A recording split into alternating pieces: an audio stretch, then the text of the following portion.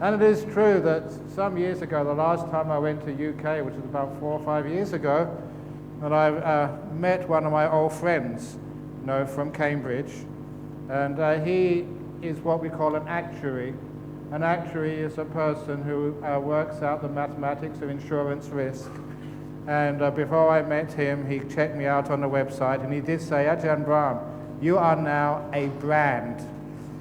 In other words, you can actually use the popularity actually to spread some of the great teachings of the Buddha, not just to Buddhists, but to everybody, to enhance their lives in all the different areas of modern human life. And of course, most people spend a huge proportion of their life at work in the offices, in the boardrooms, and this is such an important part of human existence that it is necessary for someone like me to help assist you, in the struggles and the problems of corporate life. And there is no reason why we cannot assist in those areas. And indeed, at that World Computer Conference a few years ago in Brisbane, I just gave a little message. And from there, it went into the Australian newspaper, the National Daily in Australia. And from there, it went to the Australian Stock Exchange website as advice for the brokers. And from there, it went to the Harvard Business School, where you can now find it as advice in one of the most prestigious business schools of our world.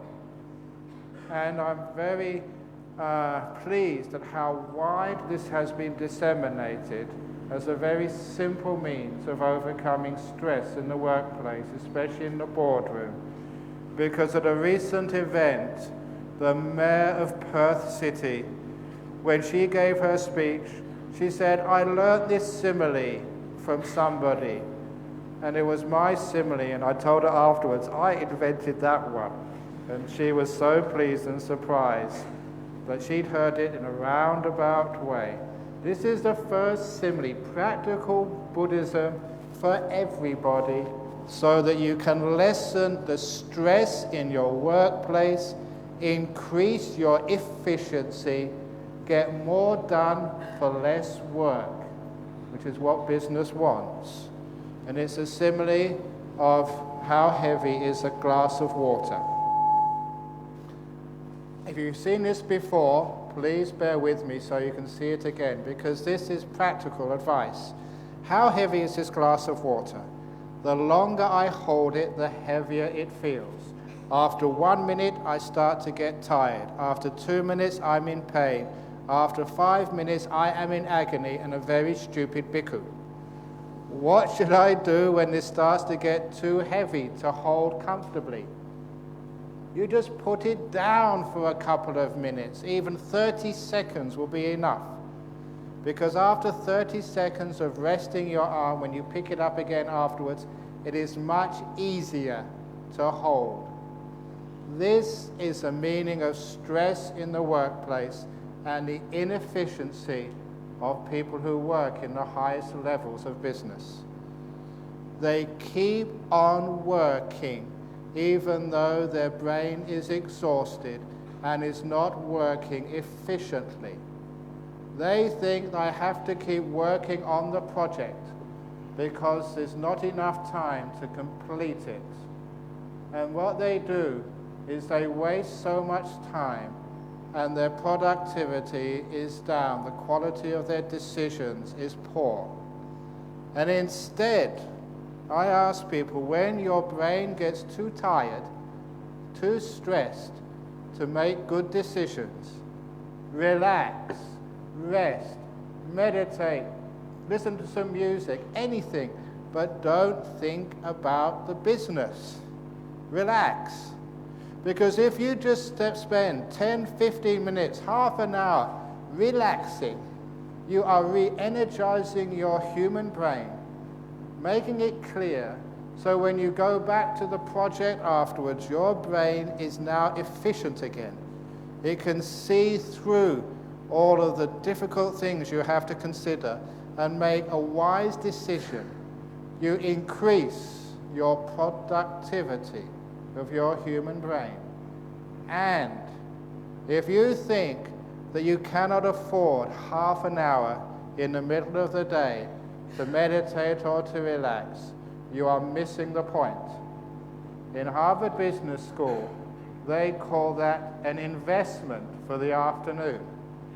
Half an hour of rest is invested, which means you get 4 hours work done in 3 hours of much higher quality. Now you can see the logic in that. And that is coming from basic understanding of the work of the human mind by a Buddhist monk who has spent all his life meditating and seeing how this human mind actually works. And this means that you can achieve much more in your workplace by investing time for resting. And your children who have to study hard, they too, I've seen this in all parts of our modern world, education is always so competitive that even your children spend hour after hour after hour on their computer screen doing an assignment, sometimes late into the night, when their mind is just not working at its full potential. And so I'll even teach the children, for goodness sake, when you know that your brain is tired, you could sit at that screen for an hour and get hardly anything done. That is being dumb. For goodness sake, turn the screen off, relax, do something other than your work. And then go back to the work after you've rested. Then your mind is clear, your productivity increases. Now, of course, in business, productivity is the key to success. Whether you're in Colombo or in Sydney, Singapore or New York, you have huge competition. And the only way to succeed and go forward is increasing productivity. Okay, using this. Can you hear at the back? Is it clear at the back, or should I use this? Okay, if it's not clear, don't sit there being stupid. Please put your hand up, for goodness sake. So, when this is business, okay, this is not a Buddhist temple. So you can actually say things. So, by increasing efficiency, you increase productivity. And I don't mean by automation. I mean by using your workforce, making sure that they can do much more, by using their brain more efficiently. And that also means giving everybody enough rest.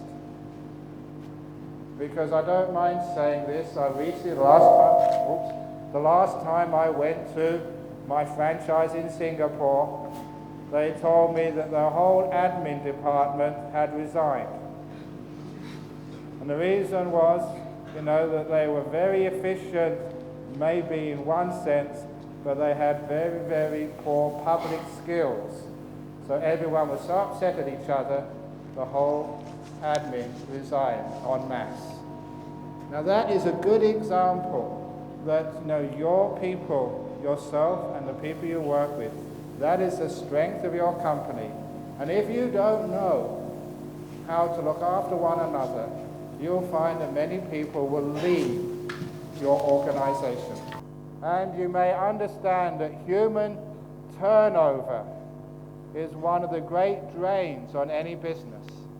You have a person and you have trained them into a particular role, they know the job, they have the contacts, everybody knows them, and then they leave for another job. And that is a great drain on your company. It takes at least, what business leaders tell me, at least 6 months, at least, to train someone up to that same level. So they know the job, know the suppliers, know the market, know the people. And that really is a big negative on your bottom line. So it is important in any business, even a Buddhist business, even in a Buddhist monastery, to keep your key people. And the way you keep your key people is very easy. Simple kindness. basic compassion, spending time talking to the people who work with you, and even bonding with them just over a lunch or a dinner when you do anything except talk about business. Sometimes when we have meetings with our fellow managers or with our clients, that's all we talk about, business, not understanding that human connection, the relationship you build with the people who work with you or for you or the people you supply is so important for success in any business. My business, the monk business, not monkey business, the monk business, I spend a lot of time developing relationships, with all the important people I work with. So they trust me, I trust them, so it's very easy to work with people. And I found that's part of the success of being a monk in a modern world, and that's also we can translate that into the office. I don't know how many times people tell me that the worst thing about going to the office is office politics and competition, for the advancement, for the promotion. For goodness sake, a company is like a football team or like a cricket team. You have to work together. And a cricket team, when the batsman hits a ball, they've both got to run at the same time. If one runs and the other one stays still, they get a run out. I don't know how many run outs there are in your offices, simply because people don't know how to cooperate, learning how to work together. And to be able to do that, we have things such as in Buddhism and many other religions of being selfless, letting go of what you want for what we want. An example of that is going back to one of the core institutions of society, marriage. Part of my job is also to do blessings for marriages. And during those marriage ceremonies, I have great fun. First of all, looking straight into the eyes of the bride and saying to her, now you are a married woman. From this moment on, you must not think of yourself. And she always smiles sweetly and nods her head. Yes, I will not think of myself. Now, this is not just Australian marriages. This is Asian marriages throughout the world. It's always the same. So when I turn to the man and say, now you are a married man, and you must not think of yourself either, he always pauses.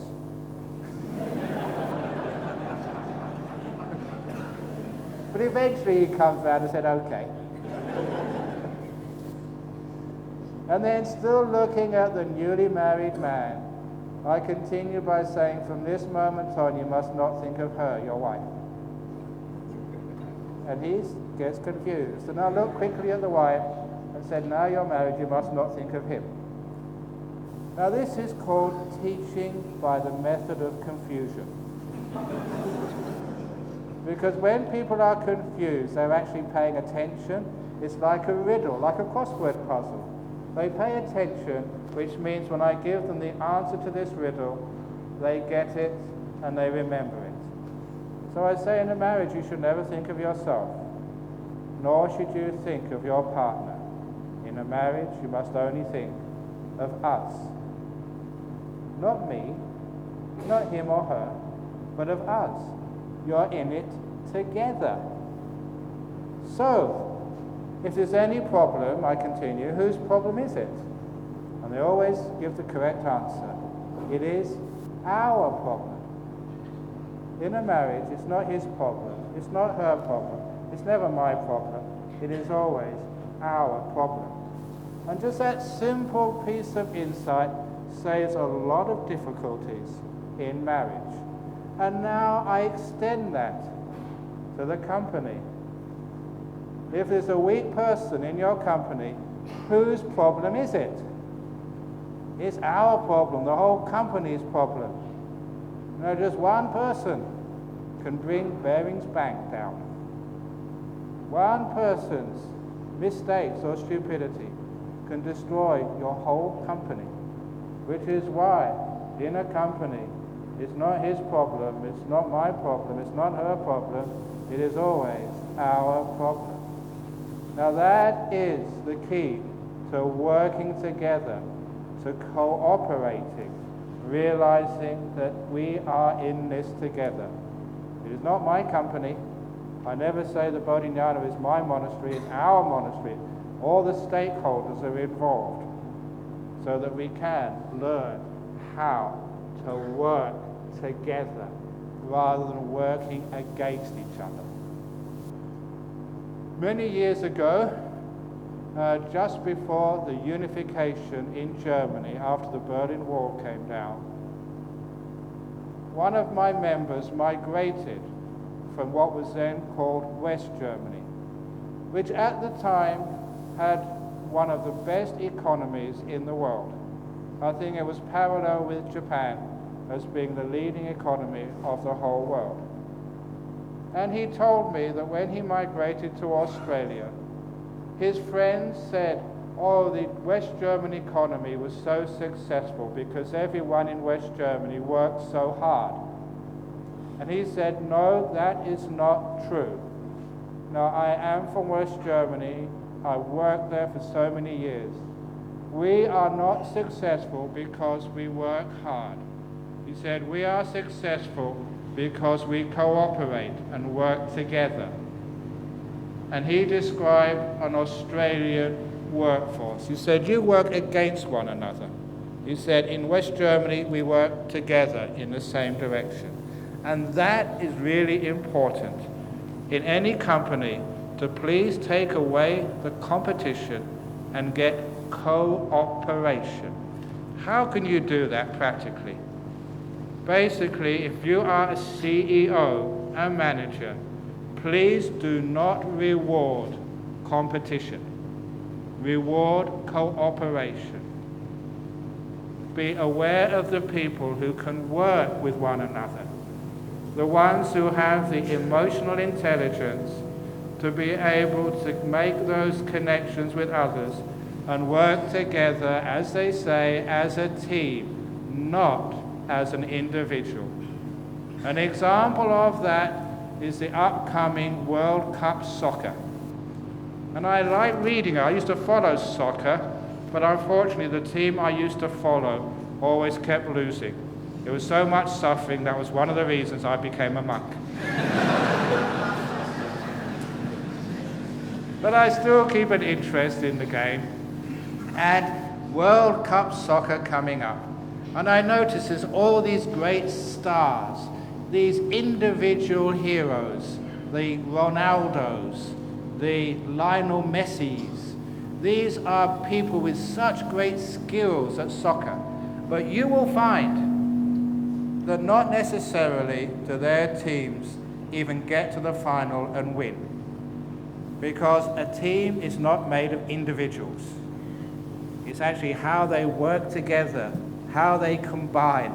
That will lead to success in a World Cup. And I remember Ajahn Brahmavamso, my second, third monk in Australia.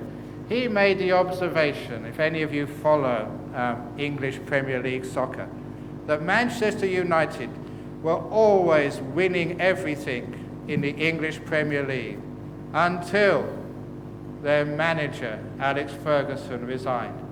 And now they've got the same players, but they're not doing anywhere near so well, which showed the power and importance of the coach, the person who can motivate the team and get them to work together as a unit, as 11 men, but 22 legs belonging to almost the same body. That is the skill of success in sport.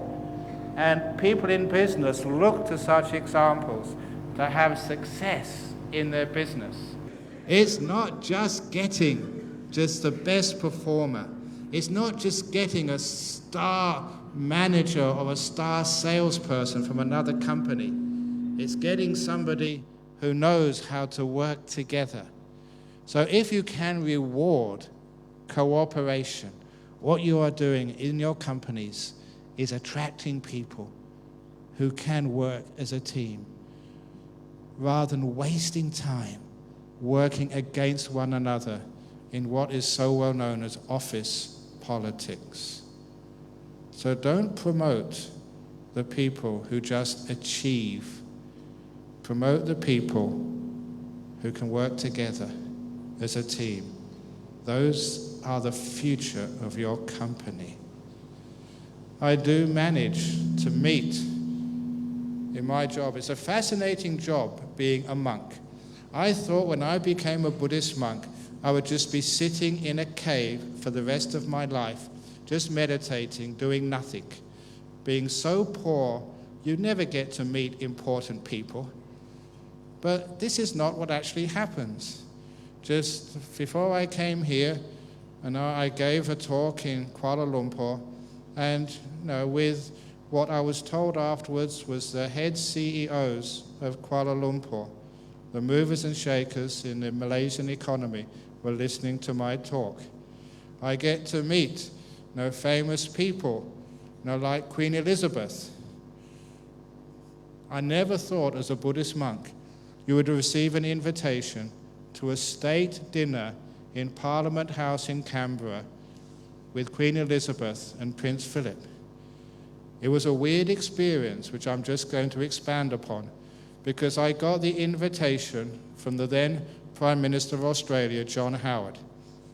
And of course, it was such a prestigious invitation, all my monks wanted me to go, until I saw there was a problem. The dress code.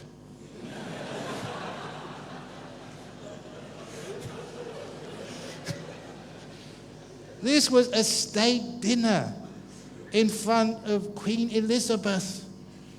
And so I read there were 3 options. The first option was black tie. And I was wondering, is that all you have to wear, just a tie and nothing else? That's all it said. I don't know these things, I'm a simple monk. And they said, no, black tie means you have to wear the shirt and the trousers and everything else as well. So we didn't have a tie in our monastery, so I couldn't go with that. The second option, military uniform. You're a Buddhist monk, you can't wear military uniform. So I looked at the third option, and I realized, yes, I can go as that. The third option was long dress. This qualifies. So as a Buddhist monk, you can go to amazing places and meet with top CEOs and talk to them and understand them and get your understanding of the human mind through deep meditation. See the problems of modern business and solve them. One of the other stories, which is now taught in Harvard Business School, which comes from me, is lowering your expectations. Because many businesses fail because their expectations are way above what is humanly possible, which means that you aim far too high. Everybody stresses, they can never attain, they lose their motivation, and the whole confidence vanishes. To understand what I mean, I learned this simple truth when I was a school teacher. I had to set an exam in mathematics. This was before I became a monk. And I've never set an exam before, so I asked for advice from a senior teacher. And he told me, do not set the exam too easy. Because if it is too easy and everyone gets 95, 96, 98%, or even 100%, the exam is a waste of time. No one actually gets anything out of it. But he said, if you make it too difficult, if everybody gets, so only say 30, 40%, they lose motivation. They will come away thinking they can't do maths. And so that is not a very good option. So this teacher told me, aim for the average score being 70%, 7 out of 10. Because then 70% is a pretty good score.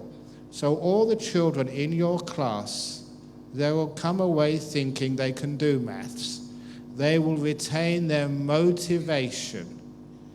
And the 30% where they make mistakes, that's where I, as their teacher, can learn their weak points. So the next lessons, I can focus on those weak points. I can find out what they didn't understand. And I realized that that piece of advice applied not just to mathematics, that applied to the whole of life. If you just always score 100% in life, always successful, even in business, you may have a good time, but you never learn anything. You never adapt to fill in the weaknesses and make things better. You will never improve. But if you set the sights too high and you're always failing, again, you feel you're a failure as a company. You're not successful, people lose their motivation and they leave. So the 70% rule is the best in life. And I even say this for young people looking for a partner in life. Too many girls want a guy who's 100% or at least 95%. They can't find one, so they get one and try and make them into 95%. And they never achieve it, and they just get so frustrated. Guys just want beautiful girls. They want 100% as well, which means that the guys can never find a partner in life. If you are still single and looking for someone to share your life with, for goodness sake, lower your expectations.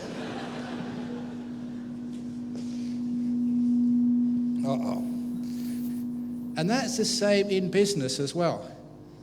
Too high expectations of your bottom line, of your staff, and even of yourself will cripple your company and cripple, your motivation. Motivation is the most important. And the other story I usually like to, which is why this lowering your expectations is also in Harvard Business School blog. Advice for CEOs of company: don't aim too high. You will fail, losing your motivation. Obviously, don't aim too low, but try 70%, not 100, and then you'll be able to manage that. Succeed and succeed and succeed every year. Please change expectations. Adapt them 70%, because most businesses have too high expectations. The same way women have too high expectations of their husbands. Husbands, too high expectations of their wives. And parents, too high expectation of your children. You're all very intelligent here, I hope. So you will understand that half of all children at school, half are below average intelligence. It's obvious, isn't it? That's just basic logic. Half of your children will be below average intelligence, but you think, not my children. Other children, yeah, but not mine. So don't expect too much of your children. You'll push them over the edge, just the way you push some of your workers over the edge with too high expectations. The other way is encouraging people. And to encourage people in business, in life, in monasteries, we always like to praise people. It's amazing how much more you get out of people if you praise them.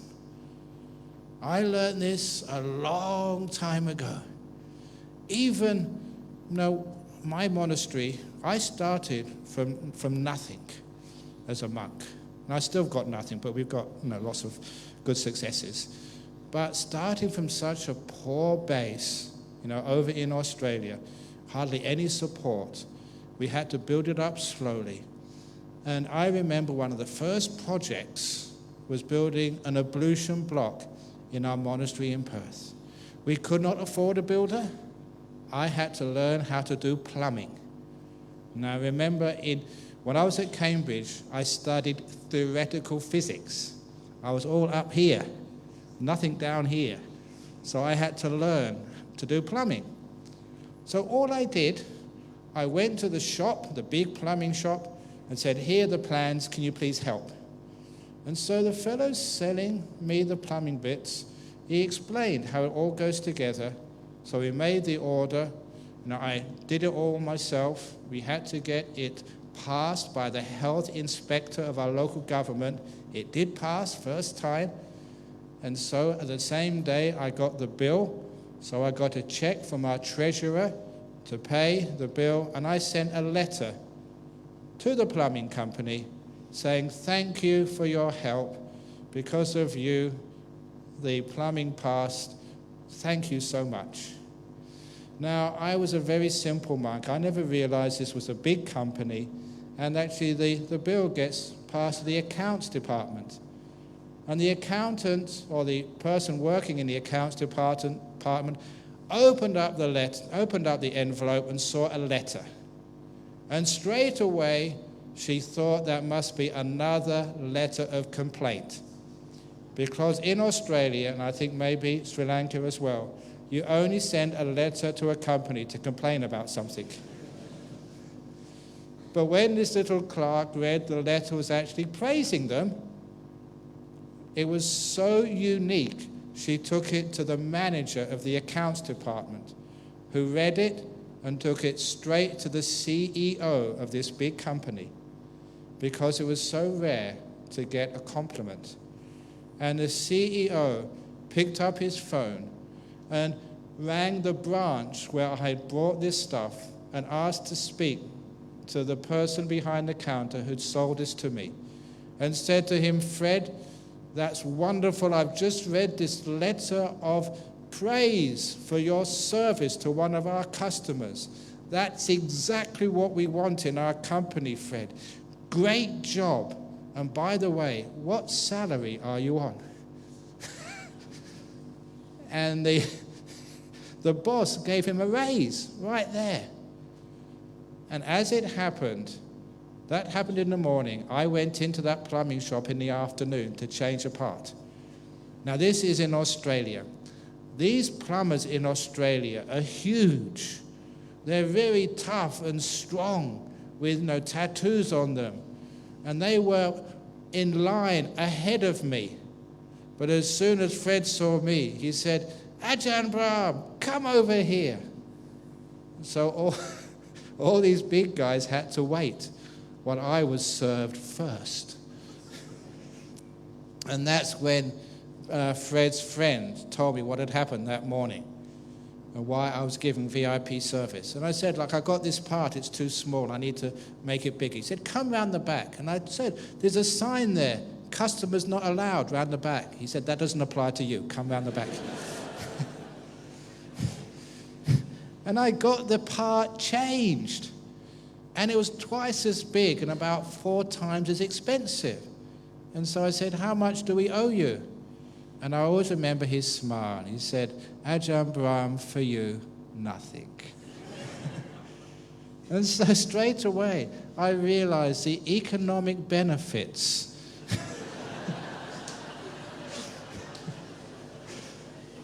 of praising people. And it's amazing how rare that is in our world, especially in business. You find that if you praise a person, it's amazing how much they appreciate that and how much they want to work for you even harder. That is the way to get the best out of your workforce. But sometimes you need to criticize them. And criticizing people is one of the hardest things to do. No one likes to upset somebody. But sometimes if you're a CEO or a manager, you have to criticize people. But there is a way to do that. a Buddhist way of doing it. If you haven't heard this before, it's called the sandwich method. The sandwich method, if you're a CEO, a manager, and you have to tell someone they're not performing well, if you just go up to them and tell them off, just like people have told you off sometimes, you will think, I work so hard for this manager, I do so much extra work, and this, what he gives me back, he doesn't appreciate me. And instead of actually thinking that you may need some improvement, you just get very upset and you think you're not appreciated, which means the relationship gets even worse. That's not the way to actually point out somebody's fault. Instead, you use sandwich method. You bring in that worker into your office, and first of all, you praise them. So I just wanted to tell you just how much we appreciate all the hard work you do in our company. The way you're always here, before others, you stay back later on, you're always well dressed, you've got lots of good friends here, and got lots of good relationship. We really appreciate that. You praise them first of all. That's the first layer of bread in a sandwich. Because when you praise people, they actually open their ears, they listen, and after a little bit of praise, they're listening for some more. Yes, please tell me some more. And then when their ears are fully open, that's when you hit them with the criticism. But, you spend too much time at the coffee machine, whatever it is. You find that they listen to the complaint. And then you finish off with some more praise and appreciation. So they go away, from that little interview, knowing, yes, they are appreciated, all their good qualities are seen and valued, but they can improve, and they will improve. The sandwich method. It's much better than just telling a person off straight away. That doesn't work in personal management. And all of us have to do that. If any monk in my monastery misbehaves, that's how I tell them. Praise and praise and praise until they feel so soft, and that's when I tell them off. That is how to deal with your wife. Praise her and tell how beautiful she is, what a great mother she is, how wonderful, how lucky you are of all the men in Colombo that she chose you. And she'd be so soft. She said, but darling, you are spending too much on the credit card. I don't know if you heard about the man who gave his wife plastic surgery for their anniversary. Plastic surgery means he cut up all her credit cards.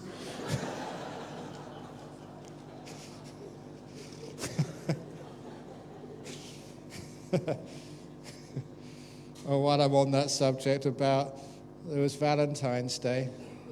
And on Valentine's Day, the husband asked his wife the day before, darling, what do you want for Valentine's Day? And she said, I don't need anything, darling. Just having you around is more than good enough. If you're a man and you've been married long enough, you know that's not what she means.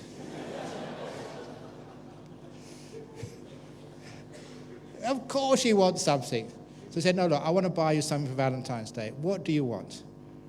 And then she said, well, you're a CEO, darling. We've got the money. Let's get me something with diamonds in. Anything with diamonds in. So he said, okay, darling. And the next day for Valentine's Day, she received a packet of playing cards.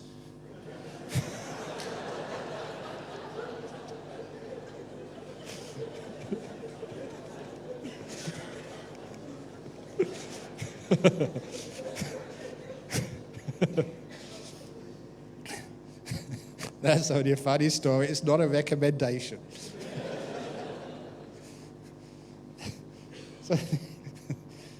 But in business, you have to be kind and caring to people, and you find that gives them motivation to actually just to want to work harder for you.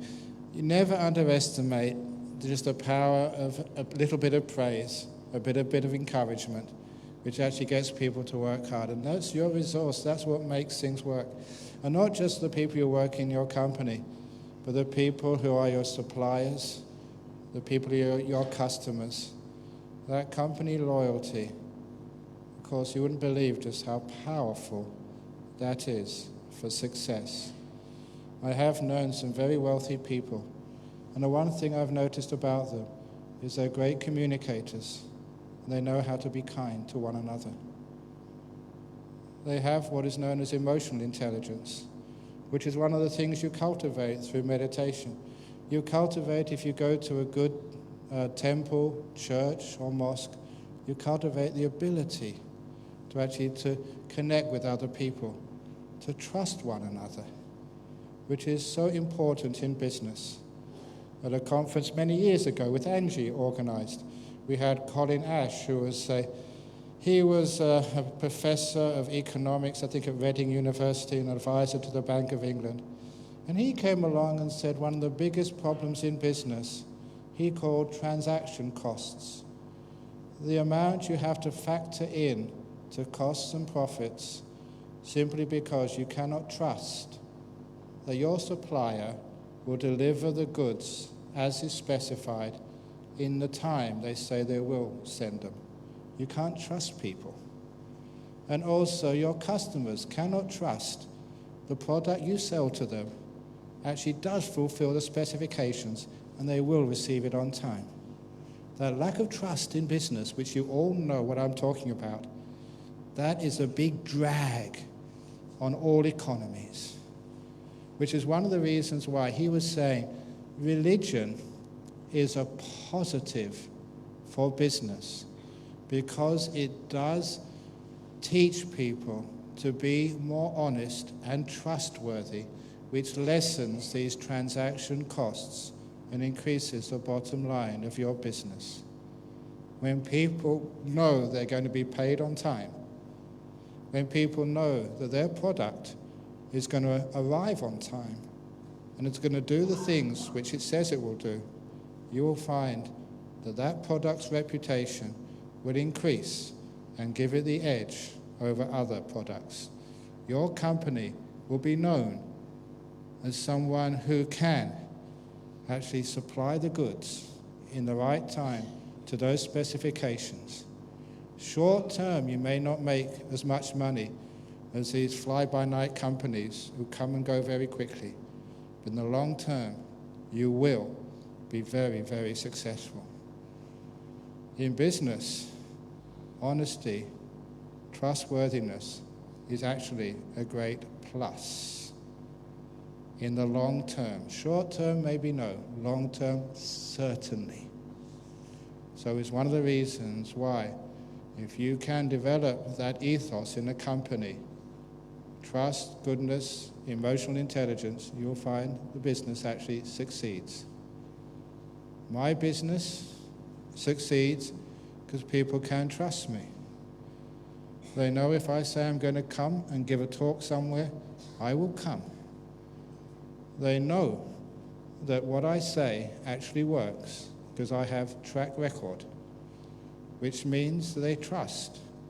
It's one of the reasons why, my honesty, my trustworthiness, which you've seen over many years, means I have got many invitations, a very popular person to invite to giving talks. This is what happens in my business. It's what happens in your business too. So these are just some little pieces of advice. The last piece of advice I'm going to give you before I open it up for some Q&A is that sometimes you will have problems in your business and difficulties. And businesses focus too much on the difficulties and problems which they face. And they take their successes for granted, which should be the opposite way around. If you have a product, if you have a sales strategy which doesn't work, drop it straight away. Don't even have a meeting and discuss why it went wrong. Because when we focus on what goes wrong, you will find everybody gets disappointed. They lose their motivation. They lose their enthusiasm. When something goes wrong, drop it almost immediately. But when something goes right, you have a market strategy which is successful, a product which really takes off, then have meeting after meeting after meeting. to discuss what happened, why it was successful. Because in business, as in life, you learn much more from what went right than you ever learn from what goes wrong. Trying to learn from what goes wrong is like spending too much time in the negativity and the darkness. But when something goes right, a strategy, a product really works, focus on that, learn from that, keep having meeting after that. Learn the secrets of success. Let go of the problems when things fail. And then you'll find your workforce will be more motivated. And they will learn from successes rather than just taking them for granted. It's the same with husbands and wives, relationships. Something goes wrong, you have a bad day with your partner, and sometimes that's all we ever think about. Why did it go wrong? Why didn't it work? Please let that go immediately. When you have a wonderful day together, you really enjoy your time with your partner. Think about that. Why did it work? Why do we have so much happiness? Why do we have just a wonderful day together? Learn from successes in life. Never try and learn from what goes wrong. Learn from what goes right. And then your company will be highly successful, motivated, and you'll find those successes will be repeated again and again and again. Buddhism especially has a lot to say about business. And you're in a Buddhist country. You should be using these techniques to advance a country like Sri Lanka, a city like Colombo, to be highly successful in the Buddhist world. Many top CEOs in the United States are Buddhist. Mark Zuckerberg is a Buddhist. Facebook, many others. He had his house blessed, new house, by a Thai monks. Many Buddhists are leading CEOs. If you're a Buddhist too, like the story I was told, I'm not sure I should tell this story, but I started it. The previous Prime Minister of Thailand, Thaksin, he told me in a little talk that some years ago, the head of Ford Motor Corporation, I think it was Robert Ford, the CEO, he came to Thailand because he wanted to open up a production facility in Thailand. And it was such a major investment that went straight to the Prime Minister, Thaksin, to actually discuss arrangements. And as soon as they came in, so the Prime Minister told me, Mr. Thaksin, Robert Ford said straight away to Prime Minister Thaksin, "You're Thai, do you know a Buddhist monk called Ajahn Chah?" And then Thaksin said, "Yes, I've got his books here." And so instead of talking about the development, they spent the next 2 hours talking about Buddhism. These are CEOs of huge companies in the United States who are so interested in Buddhism. Why? You should have found out from the talk which I have just given you, because many of the things which we've learned over centuries, Buddhist psychology, Buddhist meditation, Buddhist attitudes, are powerful. And people in the West are making use of them. So certainly people in Sri Lanka. I don't care what religion you are. If it works, use it. So thank you for listening. Some Q&A. And please, I know this is Colombo. You're supposed to be Buddhist, many of you, but I'm a Western monk. So please put aside your conventions and your traditions. You can ask me any question you like. Feel free. It's a Western monk. It's much easier than if it's a Thai monk. Okay, look, I'm going to give a little story which I often give to get the very first question. This is from basic Buddhist teachings about karma and reincarnation. Because in one sutra, the Chulakamma Vibhanga Sutra, somebody asked the Buddha, why is it that some people are wealthy, other people are poor? Some of you have worked so hard in your company, and it's hard even to make ends meet. And the Buddha said, maybe it's some karma you did in the past. Other people, they just start a business, hardly any problems at all, and they're ridiculously wealthy. And the Buddha said, there is a cause for wealth in your previous life, the karma you did. And it was such a good answer that the man asked a second question. Why is it that some people in this life are beautiful and other people are ugly? You may have noticed when I mentioned the word ugly, I looked at the floor. And the reason is that once I gave this story in Singapore, I just happened to be looking at one girl when I mentioned the word ugly, and she complained. Why did you mention the word ugly when you were looking at me? She said. So the Buddha gave a reason why some people are ugly while some people are beautiful. And the next question was the most important. He said, why is it that some people are intelligent and other people are stupid? Some people, they go to school and they hardly do any work, they get straight A's, they go to universities, and it seems to be so easy for them. Other people, they have to do extra homework, extra tuition, and still they find it difficult to pass their O-levels and A-levels. And the Buddha said there's a reason for that, karma from the past. And the Buddha said the karmic cause for stupidity in your next life, this is important, please listen to this. The karmic reason for stupidity in your next life is because you do not ask questions in this life. Okay, you're asking about transference of merit. Now, there is a phenomena which many of you may have experienced. If you haven't experienced it yourself, you may have read about it.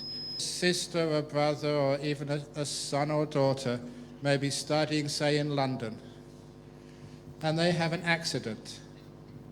If you have someone you love, and they say in a car accident right now in London, you'll feel that something's wrong right now. You will know that something is wrong. And you ring them up, and sure enough, they're in hospital with an accident. How does that work? How is it that someone, your wife, your son, or whatever, is in the other part of the world, and you know straight away something's wrong? That is the connection which we have to people we've known and loved for such a long time. If, say, your mother has just died, that connection is still there. So if you do something for her, dedicated to her, which you know will make her happy. If your mother is a Christian, don't make merit in a Buddhist temple. It might upset her. Make merit in a Christian temple, whatever. So you want to, it's for her, not for you. And so what you're doing is doing something for her, and she will feel that it's for her, it's something good, and she'll be so happy that her daughter is doing something for her. When she gets happy, the merits have been transferred. You've made her uplifted. Give her an extra boost, which is one of the reasons if your father or mother is a Buddhist, a particular type of temple they've been supporting all their life, you go and give a donation there. If they've always been working, say, in an old people's home, give a donation to the old people's home. Whatever will make your mother happy, then afterwards think of her. You've just done this for your mum. They will know in the same method that accidents happen and people on the other side of the world know that something's wrong. That's how it works. Okay, we have questions here. Dear sir, please explain as to what you should really concentrate when you take refuge in the Buddha, Dhamma and the Sangha, and also when observe the 5 precepts. I thought this was supposed to be a business seminar, but it's like Buddhist business. But very quickly, when you take refuge in the Buddha, the Dhamma and the Sangha, you have the opportunity to reflect on what this means for yourself. As a Buddhist, the Buddha is the enlightened teacher, so you have faith that what he said must have some power and meaning towards it. So you take refuge, in the enlightenment of the Buddha, and the Dhamma, which means that when you do have problems and difficulties in life, you actually need to look to what the Buddha said about this, what do the monks and the nuns say about this, And all these great teachings, which are very popular throughout our world, you take refuge in that. I don't know if you saw the British House of Commons recently. Every member of Parliament in the House of Commons meditated for 1 minute. It's only 1 minute, but it's a start. Taking refuge in mindfulness, in kindness, in calmness, and also in the Sangha, in the community of monks and nuns who are supposed to be, and many do, not everybody, but convey the teachings not just in word, but in practice as well. And I try really hard as a leading monk, not just to speak and teach the Dhamma, but to live it. So many of you, I say I live a simple life as a very senior monk. For many of you, if you come and see me off on the, it's too late to see me off in the airport. If you met me at the airport, my luggage was a little bag. Have you got your little bag? Yeah, about that's I think you've probably got more in that bag than I had to come to Sri Lanka. Could you hold it up so people see? That's my luggage, which I travel overseas with. How many suitcases do you have when you travel overseas? So I keep it simple. And if ever you have the opportunity to visit me in Perth, Australia, you can come and visit my cave where I live. Such a simple little cave. I sleep on the floor. There's hardly anything in there. So I try and live what I teach, which is really important. So that way, as a member of the Sangha, you're an example to others of how a simple, peaceful life can give you so much happiness. And observing the 5 precepts is getting you out of trouble. You know the most difficult precept for people to keep in Sri Lanka? Alcohol.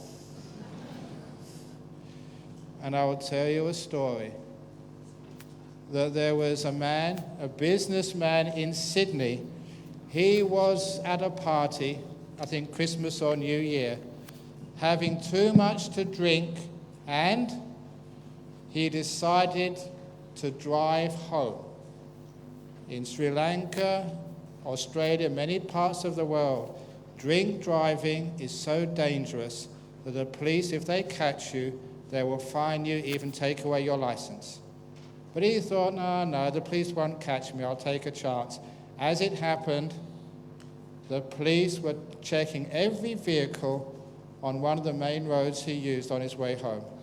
He got caught in a police traffic block. He knew he was over the limit for alcohol. He knew he was in big trouble, but what can you do? He just accepted he'd probably lose his license. When it got to his turn, he got out of the car. Can you please step outside of the car, sir? And they gave him this little tube to blow into. It's called like a breathalyzer, which checks the alcohol level on your breath. He was about to blow into that tube, knowing it would be over the limit, when there was the sound of a car crash. There was a car traveling a little bit too fast who went into the rear of another car at the police traffic roadblock. And so the policeman heard the sound of the crash and said to this gentleman, "It's more important that I look after this traffic accident than check your breath. Get back in your car and go home." He thought he was so lucky. He literally became within 1 or 2 seconds of getting caught. And the following morning he woke up. Someone was ringing the doorbell of his home, and he had to get up even though he had a big hangover. He quickly got dressed, opened the door, and at the door were 2 Sydney policemen. And he thought, I'm doing nothing wrong now. I'm not driving. They can't arrest me. So he relaxed and said, "What do you want?" And they said, "Can we please check inside your garage?" He said, "There's nothing there, only my car." "Sure." And when he opened his garage door, this poor man in Sydney almost had a heart attack. Because in his own garage, it wasn't his car there, there was a police car there.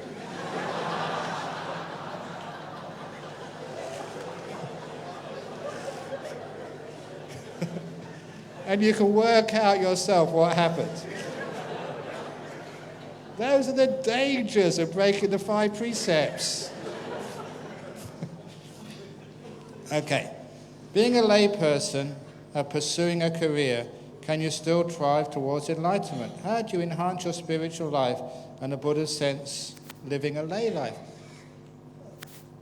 As a Buddhist monk, we need you to be successful in your business. That's why I don't mind coming here and teaching business executives, because the more successful you are in the business, the more donations we get to build our monasteries. But no, it's also, your business is not just for yourself. You employ many people, which means you give a livelihood to hundreds, sometimes thousands of people, so that people can send their children to good schools, they can travel, they can live a comfortable life. So it's not just making money for the CEOs or the shareholders. Everybody benefits from a successful business. The whole country benefits when there's prosperity. So it's important as a Buddhist to try and encourage prosperity. It's not just for you. It's for everybody who works for you. Everybody who has your products. If there wasn't airlines, I would never be able to come here to teach. If there wasn't motor cars, I would have to walk from the house where I'm staying here. These things are important for our society. So well done that you're actually doing a service to the community. So look at your work as a service to others, as dana to the country of Sri Lanka and to the world economy, because your efforts and sacrifice are helping many more people than you can ever imagine. And if you look upon business that way, as not being selfish, but more selfless, seeing the bigger picture, you can understand how it can be a contributor to your eventual enlightenment. It is commonly stated that failures are the pillars of success. Is this contrary to what you declared? Absolutely. Because failures are just what takes away your energy and motivation, makes you depressed and negative. And instead we forget the successes in life. That's where we learn. You learn much more from success than you ever learn from failures. Ask any modern psychologist that. Unfortunately, as human beings, we always tend to collect the failures. I can't resist one of my favorite stories. You can use this in your business when you have to give presentations. The two chicken farmers. And please excuse me for using an unconventional word, S-H-I-T. The reason I use that is because the Buddha actually taught in the Vibhanga Sutta and in the Vinaya, monks, you should use the local language. He said that. And this is how my teacher, Ajahn Chah, taught. He said there were two chicken farmers. The first got up early in the morning to collect the produce of the night before. He took the basket, went into the hen house, and filled the basket full of chicken shit, and left the eggs in the shed to rot.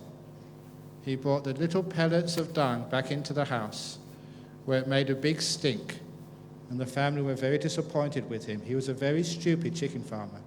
Chicken farmer number 2 went into the hen house with the basket, and he filled the basket full of eggs. You left the dung in the shed to become fertilizer later, but you don't take it into the house with you. You take the eggs back into the house where you can make a lovely omelette for your family's breakfast and sell the rest of the eggs in the market for cash. That's the smart chicken farmer.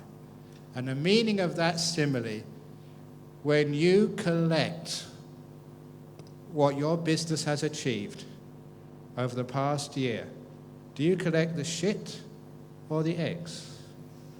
Do you remember all the things which went wrong, all the failures, all the mistakes? If that's what you do, you are, please excuse me, a shit collector.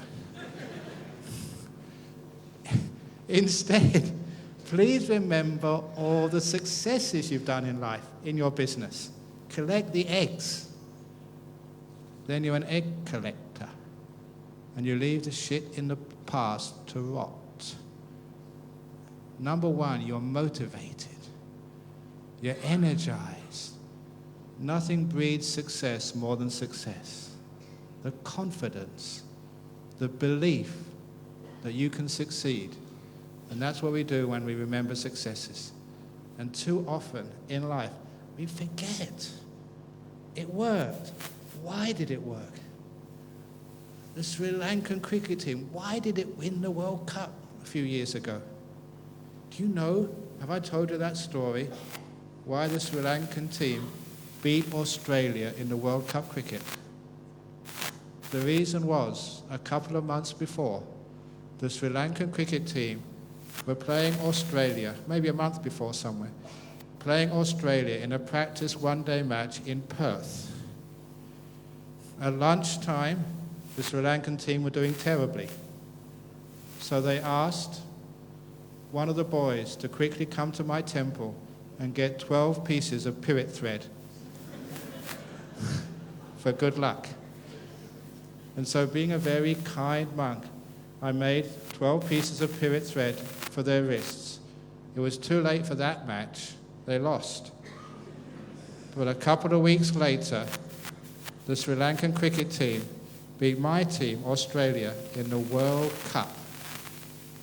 And I remember seeing in the local paper the day after, your captain, Ajahn Brahmavamso, holding up the World Cup with my string on his wrist. That is why you won. Have you won since? You haven't asked me for any string. Learn from what works. There is corruption in the corporate sector. How does one survive and succeed with ethical practice? A friend of mine, he had a big business in Sydney. He was going to sign a contract with a Taiwanese firm. And the Taiwanese firm came all the way to Sydney to sign a contract worth several $1 million. When they came, they asked my friend, he said, "We're ready to sign the contract this evening, but we want you to supply us with prostitutes and take us out for free drinks." And my friend is a Buddhist, an Australian, Caucasian, and he said, "No, I keep 5 precepts. I've got a wife. I'm not going to cheat on my wife. I'm not going to buy you drinks." And the Taiwanese businessmen were so upset. They said, "If you don't supply us with drinks in a nightclub and supply us with girls, we're not going to sign your contract." So he had one of these difficult decisions: break his precepts and make a few million, or just forego the profits and keep his integrity. And I'm very proud of him that he decided to keep his precepts. He said, "Deal off." And so he went back home. What happened next is the inspiring part. A couple of hours later, he received a call from those Taiwanese businessmen. He said, "We've been discussing you." And he said, "It's obvious, it's rational. We would rather do business with someone who doesn't cheat on his wife. If he cheats on his wife, he'll probably cheat on us. Are you still up? We're coming round to sign the contract." He got that contract signed. Doesn't it make sense? Who would you rather do business with? If someone is corrupt and cheats others, they're going to cheat you. You cannot trust them. Certainly, corrupt businesses, they make short-term profits. In the long term, you can't trust them. So, would you like to do business with someone you can trust, or with someone who's corrupt? It's obvious. The trustworthy businesses, they are sustainable. The trust will be one of your great marketing assets. Short-term profits being corrupt, long-term you're in big trouble. Who would you like to do business with? Trust is a marketable commodity. Please, if your businesses are not corrupt, market that point. Promote it. This business is trustworthy. It's something which people will believe in. and want to invest in and want to actually to use you. Could you kindly teach a very simple method to practice at work? Yep. When you get to work, have a cup of water, hold it for 3 minutes, see how much it hurts, put it down for 30 seconds, and then hold it up again afterwards. You will experience yourself how when you rest, you can hold something with no problems. Learn how to rest. Your project, your meeting, whatever it is, learn how to put it down for maybe 5 minutes every lunch hour, at least, and you yourself will realize the benefits of energizing your brain, being able to see things afresh. An investment of just relaxation for 5, 10, 15 minutes has enormous rewards. How you relax, that's really up to you. One of the best methods, I'm sure you can find this on the internet, is get what we call a guided meditation. Monks like myself or others, they give a guided meditation. You can put it on an iPod or a smartphone, put the earplugs in, and so you can get guided by someone you trust in a little relaxation meditation method. If you try and do that by yourself, your mind will wander all over the place. Guided meditation on iPhone, you can download it, there's so many of them. Plug it in every lunch hour, do that. You'll find the benefits are enormous. Try it and see. And I guarantee you'll come back and thank me. One more? Okay, always one more. We usually do 3 last questions. What are we supposed to do when we get angry because of someone? What are we supposed to do when we get angry because of someone below us at work? My goodness, why do you allow people underneath you to make you angry? Don't allow other people to control your emotions. Otherwise, they have power over you. So other people can say what they like. If they say things which are not nice, remember, why do you have 2 ears instead of 1? One to go in, one to go out. So if they say something nasty, let it go all the way out. If they say something kind, put your hand over one ear so it doesn't go out, so you can keep it. Don't let other people make you angry. You have the choice not to react. Exercise that choice. It's not worth getting angry. And if you really want to upset somebody, when they try and make you angry, refuse. Nothing upsets them more than when you don't get upset. What you're doing, the anger just goes straight back to them. There are many other ways not to get angry. If people say bad things, it means they're really stupid. Why are you believing a stupid person? Wise people never ever try and make you angry. They're stupid people. So you're just allowing yourself to be as stupid as them. Or if they do say something which is rotten, we call that in Buddhism temporary insanity, when people shout at you. So if someone says something very bad to you, think, oh, you poor person, you must be crazy today. So never be upset at someone who's crazy. They're just mad. We call it brain damage. Would you get upset when somebody shouts at you because they're brain damaged and crazy? So when you go home, if your wife starts scolding you, just remember she's probably crazy today.